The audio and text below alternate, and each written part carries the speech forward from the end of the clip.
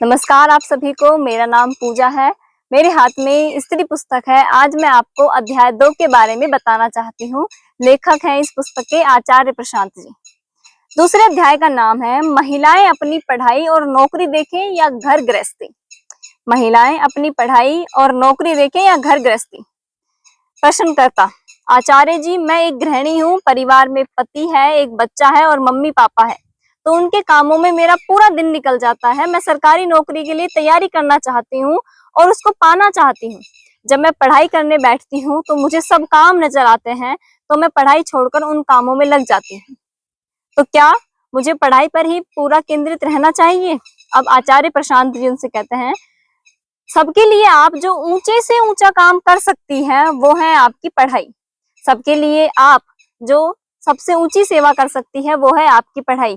ये बिल्कुल मत सोचिएगा कि आप अगर घर के इधर उधर काम को छोड़कर पढ़ाई कर रही हैं तो ये दूसरों के प्रति अप्रेम है या उपेक्षा है। आप घर की बहुत महत्वपूर्ण सदस्य है। आप अगर सीमित रहेंगी, कैद रहेंगी, अज्ञान में और अंधेरे में रहेंगी, बंधन में रहेंगी, तो घर में किसका भला होने वाला है? तो घर में किसका भला होने वाला है? आमतौर पर जो घरों की बुरी दशा रहती है, जो कलह कलह संताप रहता है, उसका बहुत बड़ा कारण यह है कि घर के केंद्र में जो महिला बैठी है, जो स्त्री है, जो पत्नी है, माँ है, गृहिणी है, उसको घर में कैद कर दिया है। घर उसी से है और उसको घर में बिल्कुल बांध दिया गया है। जब वो घर से कभी बाहर नहीं निकलेगी तो उसे दुनिया का कुछ पता नहीं चलेगा। जब वो घर से बाहर ही नहीं निकलेगी तो उसे दुनिया का कुछ पता नहीं चलेगा। दुनिया का जिसे कुछ पता ही नहीं, वो अंधेरे में जी रहा है। वो क्या बच्चे की परवरिश करेगा? वो क्या पति के काम को समझेगा? बहुत बचकानी हरकतें करेगा फिर वो। आगे आचार्य जी कहते हैं, पुरुष ने साजिश की कई वजहों से स्त्री को घर में कैद करके, और उसने सोचा कि मैं बड़ा होशियारी का काम कर रहा हूँ। मैंने औरत पर एक अधिकार कर लिया है, सत्ता जमा ली है। घर से बाहर ही नहीं निकलेगी तो क्या पंख फैलाएगी, क्या उड़ेगी, क्या मेरी अवज्ञा करेगी, मेरे इशारों पर नाचेगी, मेरी दासी सेविका बनकर रहेगी घर में। पुरुष ने सोचा कि वो बड़ी होशियारी का काम कर रहा है। उस पगले को समझ ही नहीं आया कि स्त्री घर की धुरी है, घर का केंद्र है। तुमने अगर उसको बंधन में रख दिया, अशिक्षित रख दिया, तो पूरा घर बर्बाद होगा। यदि तुमने स्त्री को बंधन में रख दिया, अशिक्षित रख दिया, तो पूरा घर बर्बाद होगा। पुरुषों का षड्यंत्र पुरुषों पर ही बहुत भारी पड़ा है। आमतौर पर हम जिन्हें गृहिणियां कहते हैं, हाउसवाइफ कहते हैं, उनकी बड़ी दुर्दशा की है पुरुषों ने। उनसे कहा गया है कि तुम घर का काम देखो। घर का काम माने क्या? दुनिया, समय, समाज, तकनीक, राजनीति, विज्ञान, ये वो जगह है जहां आदमी की उत्क्रम परिभाषा और प्रतिभा अपना रंग दिखाती रहती है। उन सब से तुमने स्त्री को काट दिया है, तुमने औरत को काट दिया है। तुम उसे पता भी नहीं लगने दे रहे हो कि विज्ञान कहाँ जा रहा है। आधुनिक टेक्नोलॉजी से तुम उसका परिचय ही नहीं होने दे रहे हो। अर्थव्यवस्था चलती कैसे है और क्या है, तुम उसे जानने ही नहीं दे रहे हो। इस चैप्टर में आचार्य जी ने हुक्वर्ड ऐड किया है, वो आपको बताती हूँ। तुमने उसे कृत्रिम सुविधा दे दी है कि तू घर में बैठ, घर के काम कर, बाहर निकलेगी तो तेरे लिए झंझट है, खतरा है। इस कृत्रिम सुविधा और सुरक्षा के कारण स्त्री के बाजू नहीं मजबूत हो पा रहे हैं। आगे आचार्य जी कहते हैं, तुमने उसे कृत्रिम सुविधा दे दी है कि तू घर में बैठ, घर का काम कर, बाहर निकलेगी तो तेरे लिए झंझट है, खतरा है। इस कृत्रिम सुविधा और सुरक्षा के कारण स्त्री के बाजू मजबूत नहीं हो पा रहे हैं। जब तक धूप नहीं झेलेगी, सड़क पर ठोकरें नहीं खाएंगी, दुनिया की चुनौतियां नहीं स्वीकार करेगी, स्त्री की मांसपेशियां सबल कैसे होंगी? नहीं होगी ना। वो तो कोमल कोमल ही रह गई। धूप से नहीं निकली तो गोरी गोरी रह गई। कोमल, गोरी, मुलायम गृहिणी, ये पुरुष के भोग के लिए अति उत्तम है, पर बड़ा दुखद जीवन बिताती हैं। खुद भी दुख में रहती है और अपने साथ परिवार को भी डुबो देती है। आप देखते नहीं, दिन भर टीवी में जो कार्यक्रम आते हैं वो खास तौर पर गृहिणियों के लक्ष्य करके बनाए गए होते हैं। वो किस श्रेणी के होते हैं और उसमें कितनी बुद्धिमत्ता और गुणवत्ता होती है। सुबह 10 बजे से शाम 6 बजे के बीच टीवी में जो सामग्री आती है वो किसके लिए आती है? गृहिणियों के लिए आती है। और देखो वो कैसी रहती है, कैसी रहती है, किस कोटि की रहती है, उसमें मसले कैसे होते हैं, बोलो। उसमें किन विषयों को उठाया गया है? प्रश्नकर्ता, पारिवारिक कलह, कलेश, सासू माँ ने बहू को गिरा दिया, फलाना ढिमका चलता रहता है। अब आचार्य जी कहता है वो भी किस तल का है? पारिवारिक कलह कलेश, कलह कलेश भी किस तल का है? एकदम ही घटिया तल का है ना। आदमी ने षड्यंत्र कर कर कर स्त्री को उस तल पर बांध दिया है। ये पुरुष की साजिश है, ये पुरुष की साजिश है। इस साजिश के केंद्र में पुरुष की असुरक्षा है और पुरुष की काम वासना है। दूसरा हुक्वड़ है इस चैप्टर का, स्त्री घर की धुरी है, घर का केंद्र है। तुमने अगर उसको बंधन में रख दिया, अशिक्षित रख दिया, तो पूरा घर बर्बाद होगा। अब आगे आचार्य जी कहते हैं, तो उसने साजिश की औरत को घर में कैद कर लूं ताकि उस पर स्व अधिकार रहे। बिल्कुल गूंगी गुड़िया बना दिया उसको डम्ब, और सोचो कि इससे नुकसान तो सिर्फ औरत का है। और उसने सोचा कि इसमें नुकसान तो सिर्फ औरत का है, बेचारी का। उसे पता भी नहीं चला कि घर की आत्मा है स्त्री, और तुमने उसको एक गूंगी गुड़िया बना दिया, घर में कैद कर दिया, तो तुम्हारा पूरा घर पतन में गिरेगा। यही तर्क दिया जाता है ना, जानू तुम्हें काम करने की क्या जरूरत है, हम हैं तो भाई काम करने के मजे तुम अकेले ही ले लोगे। काम क्या सिर्फ पैसा कमाने के लिए किया जाता है? काम क्या सिर्फ पैसा कमाने के लिए किया जाता है? जानते नहीं हो क्या, काम ही व्यक्ति का निर्माण करता है। जानते नहीं हो क्या, काम ही व्यक्ति का निर्माण करता है। कल हम बात कर रहे थे कि क्रिया तो जीव भी कर लेते हैं, क्रिया तो सब पशु भी कर लेते हैं। मनुष्य पशुओं से कैसे अलग है?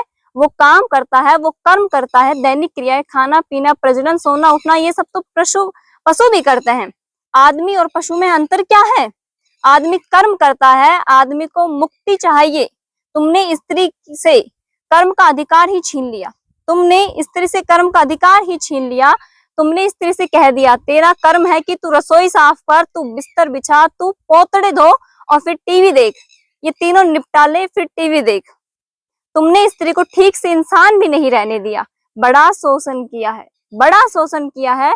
और ये बात बच्चियों में बचपन से ही डाल दी जाती है कि तुम्हारा काम है दूसरों की सेवा करना। हमारे समाज में बच्चों के मन में बचपन से ही डाल दी जाती है कि बेटा तू तो लड़की है, तेरा काम है सभी की सेवा करना। इसमें दूसरा हुक्म आता है नेक्स्ट, काम क्या सिर्फ पैसा कमाने के लिए किया जाता है? जानते नहीं हो क्या, काम ही व्यक्ति का निर्माण करता है। अब आगे आचार्य जी कहते हैं, या बगल में काम चल रहा था मजदूर से, मैं देखता था एक लड़की आती थी बहुत छोटी, 4-6 की होगी। वो गोद में उठाए उठाए घूमती थी अपने छोटे भाई को। बहुत कम लड़के होते हैं जो ये काम करते हैं। लड़कियों में ये भावना बचपन से ही डाल दी जाती है कि तुम्हारी जिंदगी तो दूसरों के लिए है। वो 4-5 साल की थी और उसे ठीक से उठा भी नहीं पा रही थी, वो 6 महीने का बच्चा, पर वो उसे उठाए उठाए घूम रही थी। और स्त्री के अहंकार को सेवा से बांधा जाता है। उससे कहा जाता है कि तुम बहुत अच्छी लड़की हो अगर तुम दूसरों के लिए जीती हो। स्त्री को तो ठीक से स्वार्थी होने का भी हक नहीं दिया जाता है। उसको गौरवान्वित किया जाता है। उससे कहा जाता है देखो तुम दूसरों के लिए तो जी ही नहीं हो, इसी से तुम्हारी महिमा है। अगर तुम दूसरों के लिए जीती हो तो इसी से तुम्हारी महिमा है। यही तो नारी का गौरव है, दूसरों के लिए जीना। दूसरों के लिए तो सब जिएंगे न, पहले खुद के लिए जियो। बहुत अच्छी बात है दूसरों के लिए जीना, मैं पूरा समर्थन करता हूँ दूसरों के लिए जीने का। लेकिन अगर हम ही कुछ नहीं है तो हम दूसरों को क्या दे सकते हैं? आगे आचार्य जी कहते हैं, औरत को कुछ बन तो जाने दो फिर वो दूसरों की सेवा करेगी ना। औरत को कुछ बन तो जाने दो फिर वो दूसरों की सेवा करेगी ना।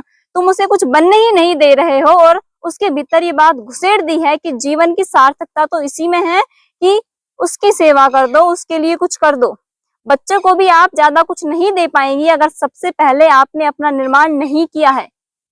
अपना तो निर्माण करिए ना, वो आपका प्रथम दायित्व है। मैं फिर कहूंगा दूसरों को कुछ देना, दूसरों की सेवा करना भली बात है, लेकिन प्रथम दायित्व आपका अपने प्रति है। आप कुछ नहीं है तो आप दूसरों को क्या देंगे?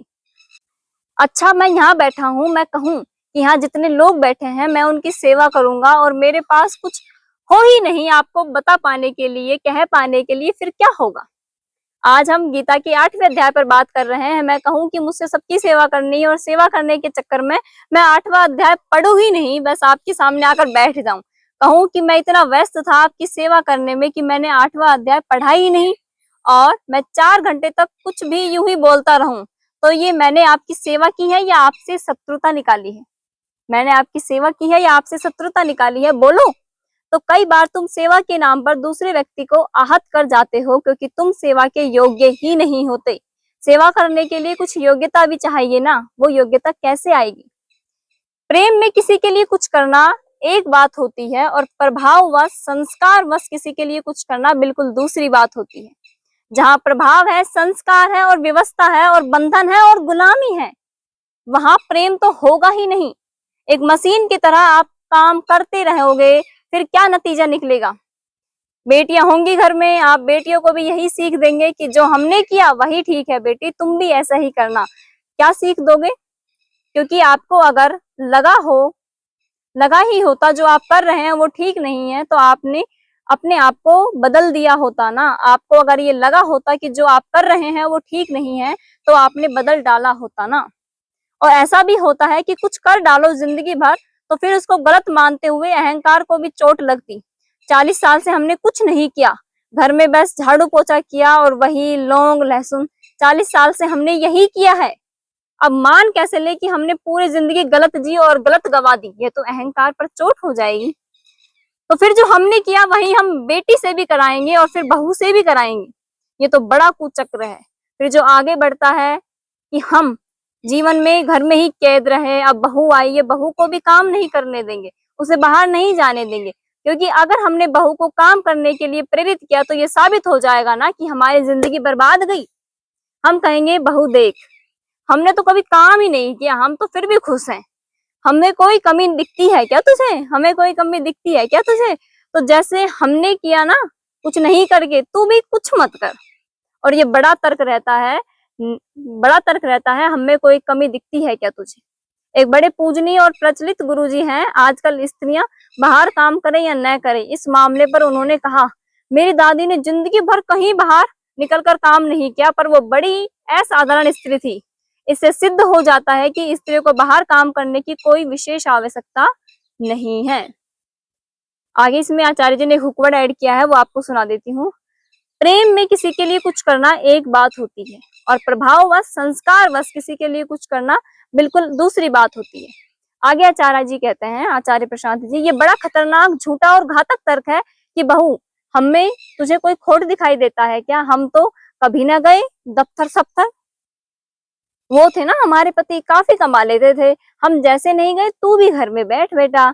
या फिर तू हिम्मत करके हमारे मुंह पर बोल कि हाँ दादी तुम्हारी जिंदगी में खोट है। वो हिम्मत कर नहीं पाती और मुंह पर बोल दे सासू माँ से, आपकी जिंदगी में बहुत खोट है और आपकी जिंदगी पूरी बर्बाद है, कृपया करके हमारी जिंदगी में अपनी छाया ना डालें। ये हम बोल ही नहीं पाते और बोलना चाहिए।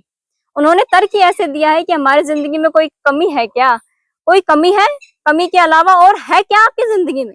कमी के अलावा और है क्या आपकी जिंदगी में? और सबसे बड़ी कमी ये है कि वो आपको कमियां दिखाती भी नहीं है। जानते हो कितनी बड़ी कमी होती है? जाओ जरा दुनिया की चुनौतियां स्वीकार करो, अनजाने लोगों के साथ काम करो, तो पता चले ना कि तुम में कितनी सामर्थ्य है, तुम में कितनी ताकत है, तुम में कितना त्याग है।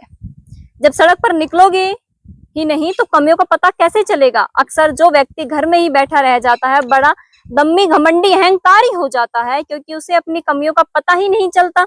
जाओ जरा दुनिया की चुनौतियां स्वीकार करो, अनजाने लोगों के साथ काम करो, तभी तो पता चलेगा कि तुम में कितनी सामर्थ्य है, कहाँ कहाँ पर तुम्हारी चूक है। अब घर पर हो, खाना बनाया, खाने वाले भी कौन? तुम्हारे ही पति, तुम्हारे ही बच्चे। औकात किसी की बोल दे कि ये क्या बनाती हो तुम, भूसा, यही तो तुम्हारी कोई खोट भी नहीं निकालेगा कि निकाल पाएगा।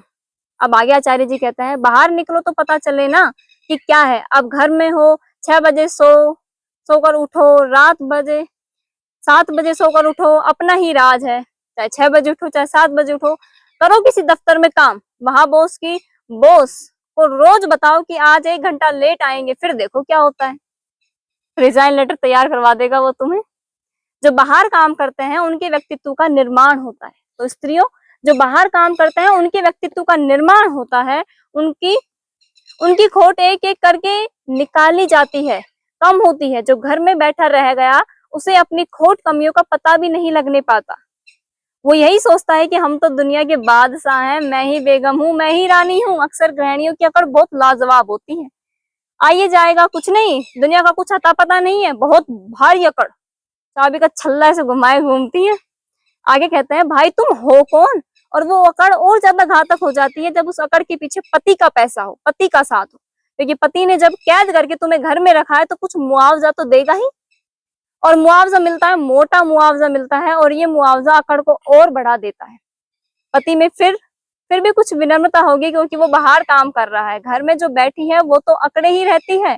और फिर एक ऐसी स्थिति आती है 5-10 साल बीतने के बाद, उसको हाथ में लाकर नौकरी दे भी दो तो भी वो कहेगी कि मैं नहीं करूंगी, क्योंकि उसे घर में बैठकर खाने की आदत लग गई है।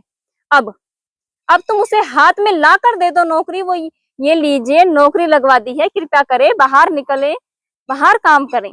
वो कहेगी ये हमारी गोरी मुलायम खाल देखी है, ये हमारी गोरी मुलायम खाल देखी है, अब हम बाहर निकलेंगे अजनबियों से पैसा लेंगे क्या? हमारे इतने बुरे दिन आ गए हैं क्या? वो हमारे पति है ना, वो हर महीने 1 तारीख को गड्डी लाकर सीधे हमारे हाथ में रख देते हैं कि तुम तो वित्त मंत्री हो, गृह मंत्री हो, सब कुछ हो। अब आगे आचार्य जी कहते हैं अब मैं बाहर जाऊंगी, फिर अपने दम पर कमाऊंगी तो कितना, मेरी जो पात्रता ही यही बची है कि अपने दम पर कमाऊंगी तो 5,000, 10,000, 15,000, बस इससे ज्यादा कोई मुझे देगा ही नहीं। मुझे पता है भली बात है भीतर कि मेरी हैसियत बस इतनी ही बची है कि बाहर निकलूंगी तो 5, 10, 15, बस। पति वो तो पूरी गड्डी लाकर रख देते हैं। तो ये तुम क्या कह रहे हो? जब घर में मुफ्त में बैठे बैठे इतनी मोटी गड्डी मिल जाती है तो मैं बाहर निकल कर काम क्यों करूं 2-4 चंद छोटे नोटों के लिए? और फिर मैं बाहर निकलूं तो ये साबित नहीं हो जाएगा मेरी 10,000 की हैसियत है? अगर वो महिलाएं बाहर निकलेंगी तो साबित हो जाएगा कि इनकी हैसियत क्या है। अभी तो घर बैठे बैठे लाख रुपए सीधे हाथ में आ जाते हैं, क्रेडिट कार्ड ही मिल गया है। ये बुरे से बुरा है जो किसी भी व्यक्ति के साथ हो सकता है, चाहे पुरुष हो चाहे स्त्री हो, कि उसको घर बैठे हाथ में क्रेडिट कार्ड दे दिया जाए कि कमाना तुझे है नहीं, तू घर बैठ ले क्रेडिट कार्ड, कुछ करना नहीं है तुझे, बंधाई इतनी मिल जाएगी, बस तू घर के काम कर दिया कर। आगे आचार्य जी कहते हैं घर के कामों के लिए और लोग मिल जाएंगे, रोजगार के अवसर पैदा करिए। बहुत लोग हैं जो घूम रहे हैं कि मुझे घरों में काम करने को मिल जाए, उनको कुछ 1,000 रुपए दीजिए, वो कुछ आपकी साफ सफाई कर देंगे, आपकी रसोई का काम भी कर देंगे। इस काम की हैसियत इतनी है। किसी को 5-10 हजार दीजिए, वो पूरा कर देगा, पूरा घर भी साफ कर देगा, बिस्तर भी बना देगा, कपड़े भी धो देगा। जो आप कर रही है ना कि मैं नौकरी की तैयारी छोड़कर, करियर को छोड़कर मैं घर में यही सब करती रहूं, वो काम करने का अधिक से अधिक आपका कोई 5-10 हजार रुपया ही लेगा महीने का। तो फिर सोचो आप जो काम कर रही हैं उससे फिर क्या कीमत है, क्या कीमती है? 5-10 हजार रुपये आपकी पढ़ाई, आप 5-10 हजार की ही कीमत रखती हैं क्या जीवन में? बोलिए, क्या आप 5-10 हजार की ही कीमत रखती हैं जीवन में? फिर सब गृहिणियां ये 5-10 हजार वाले काम करते हुए जिंदगियां क्यों बर्बाद कर देती है? तुम कुछ और ऊंचा कर लो ना। और बहुत लोग हैं जो 5-10 हजार वाले काम कर देंगे, मैं कह रहा हूं उनको रोजगार के मौके दो जिन्हें जरूरत है। वो बेचारे गरीब सड़कों पर घूम रहे हैं, उनका मौका दो कि वो आकर झाड़ू पोछा कर दे, कपड़े धो दे, खाना बना दे। तुम थोड़ा बाहर तो निकलो। और ये बड़ा पाप हुआ जो जा रहा है, तुम जो काम करते हो 5-10 हजार का, उसके बदले में लेते क्या हो? पूरी मोटी गड्डी और 10 के 6 तक टीवी।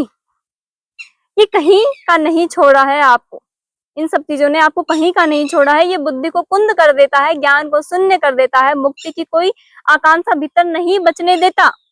साजिश पुरुषों ने की थी निसंदेह, पर बड़ी अनहोनी घटना घटी है। इस साजिश को बहुत सारी महिलाओं ने आत्मसात कर लिया है। पुरुषों ने महिलाओं के शोषण के लिए व्यवस्था रची कि महिलाएं बस घोंसले में ही रहें, अंडे सेती हुई रहें। लेकिन इस व्यवस्था के खिलाफ, पुरुष के इस षड्यंत्र के खिलाफ विद्रोह करने की जगह बहुत सारी स्त्रियां इस षड्यंत्र में शामिल हो गई। इस षड्यंत्र में उन्होंने अपने स्वार्थ खोज लिए। विद्रोह करिए, इसी में सबका भला है, इसी में आपका भी भला है, बच्चों का भी भला है, पतिदेव का भी, नाते रिश्तेदारों का भी भला है। नहीं मिलेगी बहुत बड़ी सरकारी नौकरी तो छोटी नौकरी करिए, पर स्वावलंबी रहिए, अपनी रोटी कमाकर खाना सीखिए। ये पर निर्भरता आपको कहीं का नहीं रहने देगी, ये पर निर्भरता आपको कहीं का नहीं रहने देगी। पुस्तक स्त्री, लेखक आचार्य प्रशांत जी, अध्याय 2। धन्यवाद।